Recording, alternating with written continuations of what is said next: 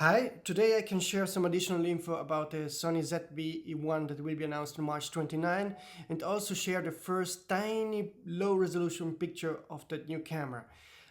Before we move ahead, please subscribe to the channel, it would mean a lot for me. As you know, I'm very often the first to share some info about future camera and lenses, so you will be happy to follow this channel, that's I promise, because there's a lot coming from Sony but also from other manufacturers in the upcoming months.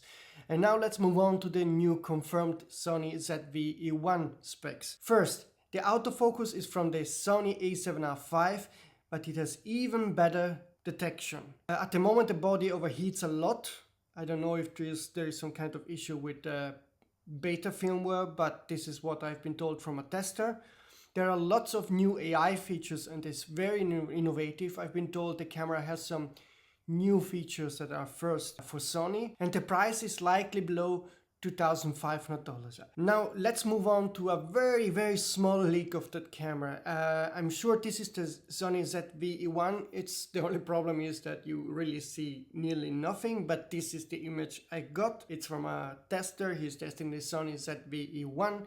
There's little we can learn from that image. You see the big back wheel, you see a red rec button on top, a second button looks like a front back focus like other ZV cameras have, and a grip that is bigger than a ZV-1. I hope to get some real leaked image of the Sony ZV-1 soon, and also some images of the Sigma 3 prime lenses, E-mount prime lenses that will be announced between late March and max early April. And here are the confirmed Sony ZV-E1 specs. The ZV-E1 is an E-mount camera, full frame E-mount camera that is based on the Sony a7S III. It has basically the same 12 megapixel sensor from the a7S III. It shoots 4K 60p and 4K 120p with no crop.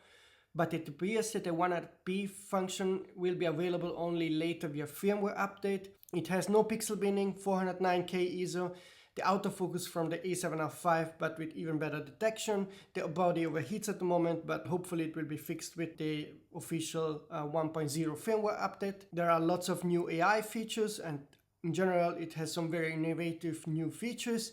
A similar body of the ZV-E10 but in the size of the Sony a7C and with some FX3 elements. The price is below $2,500 and the announcement is on March 29, 3 p.m. London time. From what I heard from trusted sources, on March 29 we will only get the Sony ZV-E1, no new lens, and I still don't know about that weird Sony a7L5. It will be some sort of a Sony Praise Full Days joke, or if there is even a slight chance that this is real. That news source that sent me those images said like he actually held that camera and took shots with the camera, so for him this is real, but I don't know that source. Maybe he's just fooling me, or he works for Sony and wants to prepare a joke for April Fool's Day. So please don't hold me accountable on that. Hold me accountable about what's coming after the Sony ZV-E1, because there, yes, we will get a new high-end APS-C E-mount camera.